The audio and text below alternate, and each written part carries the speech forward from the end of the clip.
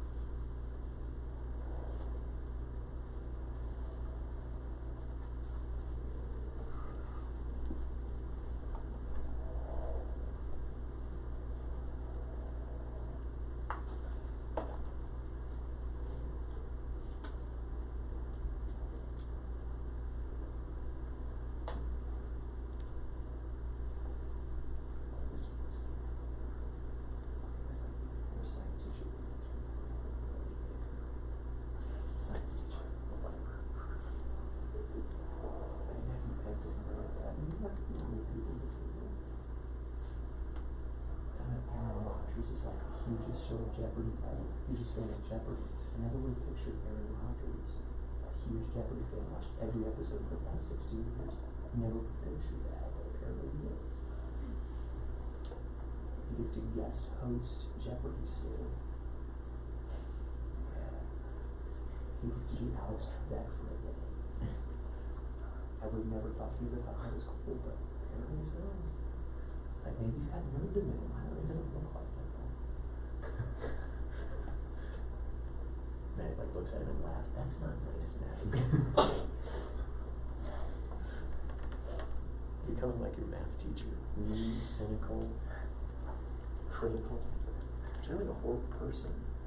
Don't do it.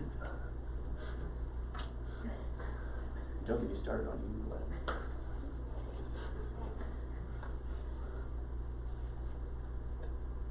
Somebody who draws protractors for fun.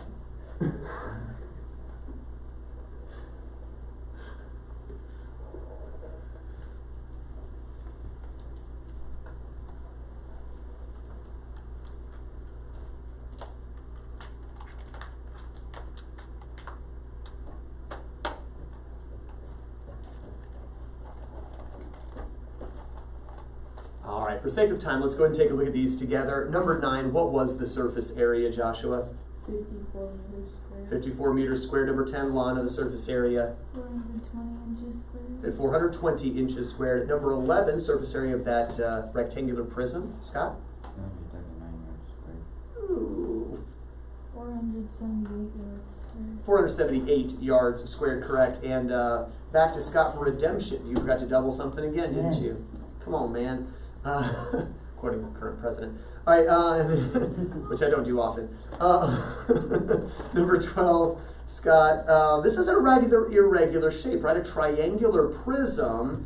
So we have to find the area of 3 different rectangles and 2 congruent triangles. What did you get for the surface area? 1,128 meters squared. 1,128 square meters. Let me take questions on 9 through 11 first, and then we'll look at number 12. Anyone questions 9, 10, or 11? All right, let's look at number 12. Because let's start with the triangles, right? There are 2 congruent triangles. Each of them have a base of 21 and a true height, not a slant height, of 8 meters, right? And for a triangle, the area class is half BH, but there's 2 of them. So that's 2 half BHs, that's 1 BH, right, total? So the 2 triangles together are going to have 168 meters squared of area, right? Now you look at the bottom rectangle. What are the dimensions of the bottom? 21 by 20. So that's 420, yes, meters squared in the base. Then look at the right-hand slanty side. What are the dimensions of the right-hand slanty side? 20 by 17. 20 by 17, that's 340. And what about the left hand, kind of the back slanty side we can't see very well? 20 by 10. 10 by 20, which gives you 200 meters squared. Add all those together, that's where you get the 1,128 square meters. So again, not a formula for that per se, but kind of a conglomeration of formulas. Questions on 12? Questions on that? Any questions at all on surface area, lateral surface area, polyhedrons, 3-dimensional figures in general? All right, go and clear your desk, except for a sheet of paper and a pencil. Sheet of paper and a pencil. Everything else away. Everything else off your desks.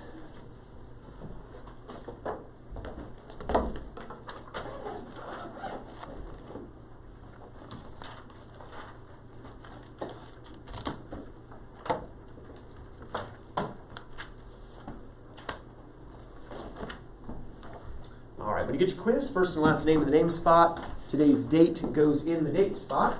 Today is 1/26/21. 1/26/21. First and last name, 1/26/21, today's date. As we take a look at the quiz together, first page you see modified true false. Again, don't write false. If it's wrong, replace the underlined word with what should go there. Second section, matching. Of course, not all answers. No, excuse me. Answers will only be used once. You can actually use process of elimination. Must be fun to be in junior high. That's all going to change.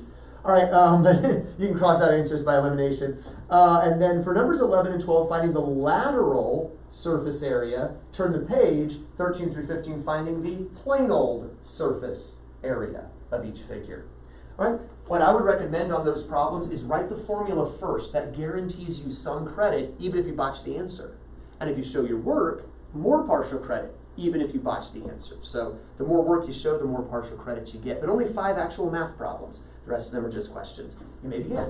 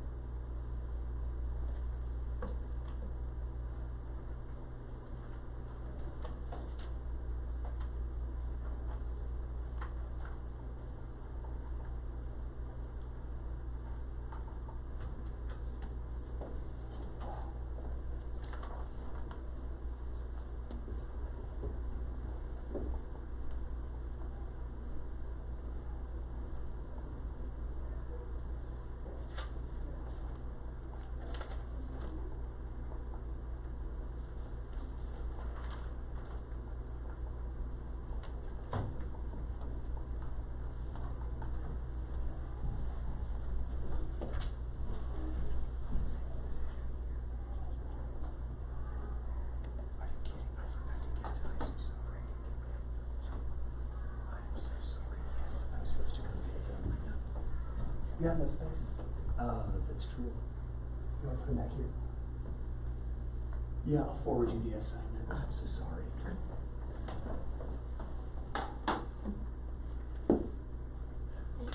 It took them 35 minutes to be like, I wonder where our teacher is. No, Brecken's been teaching this whole time. Teaching? Yeah, teaching. What were you doing? Well, I've been on my thing. When I went to use the bathroom until I went to grab mine. So you know he's been doing it the whole time. The whole time I've been out there. Well, he also went down to the office. I was trying to figure out who. I know, it's okay.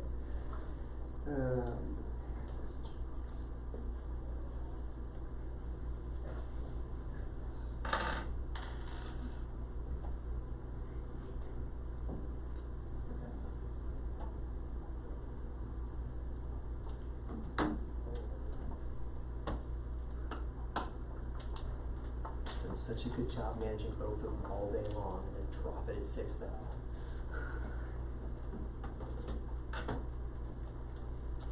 Boy. They're gonna have a lot of homework tonight. They have 35 minutes where they haven't done anything. That's them right there. No, I mean, it's that one. They just have an assignment to complete.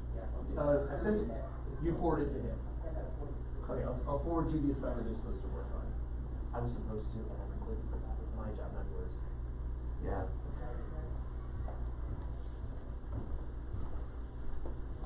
Alright, it's just another minute or so to be finishing up.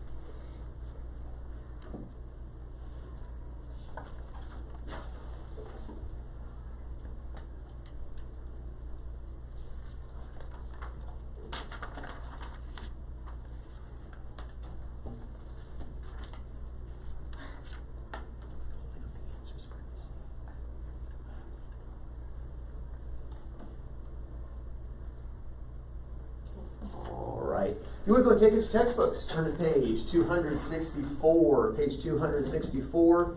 And we've been looking at, with these three-dimensional figures, the area all over the outside, the area that is exposed, if you will, of the figure.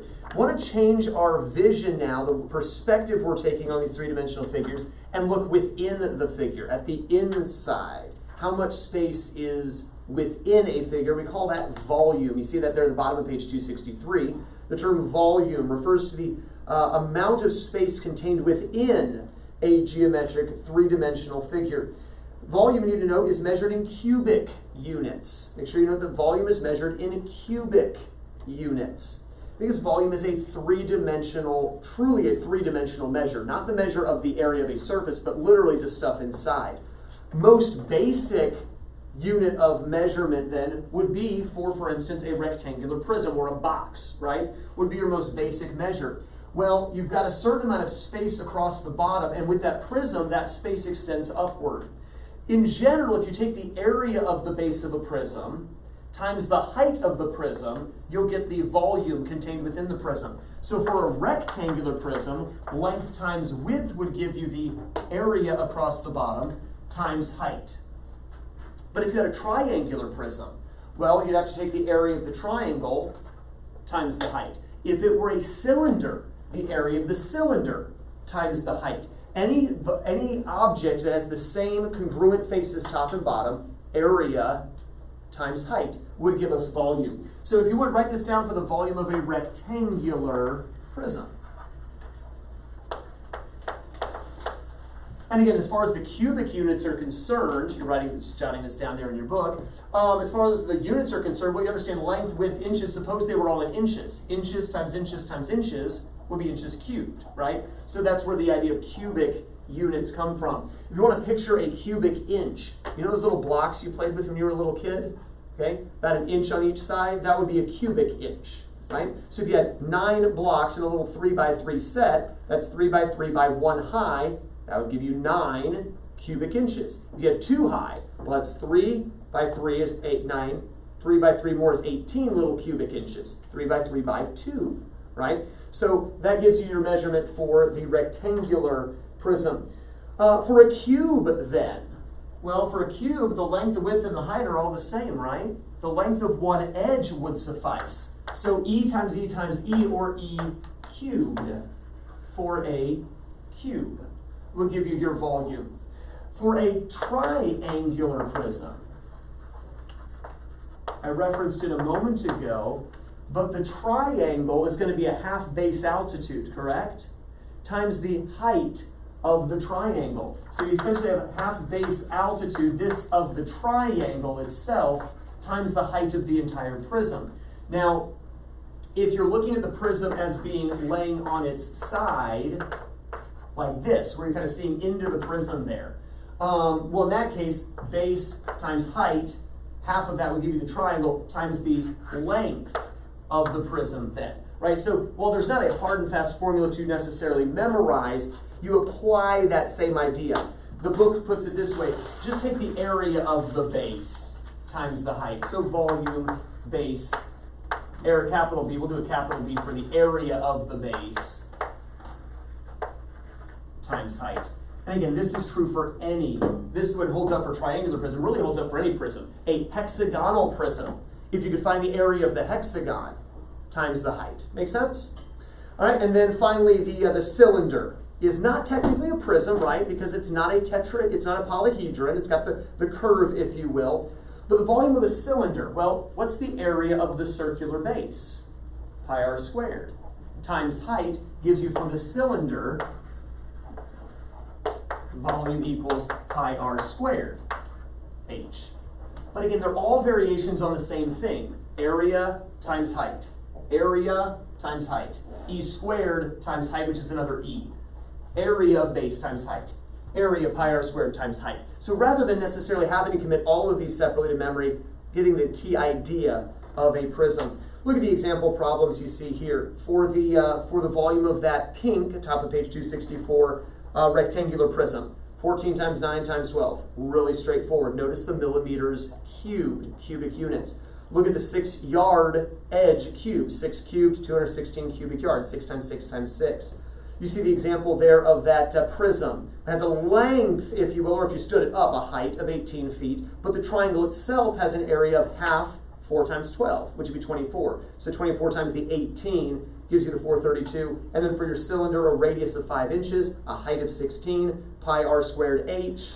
And you see it worked out there approximately 1,256 cubic inches. Questions on these figures, questions on volume, what it is. Should have learned all of these last year, correct? All right, turn your textbook, or look over, across the page 265, do numbers 1 through 4. Page 265, and do numbers 1 through 4. Finding the volumes of these various figures.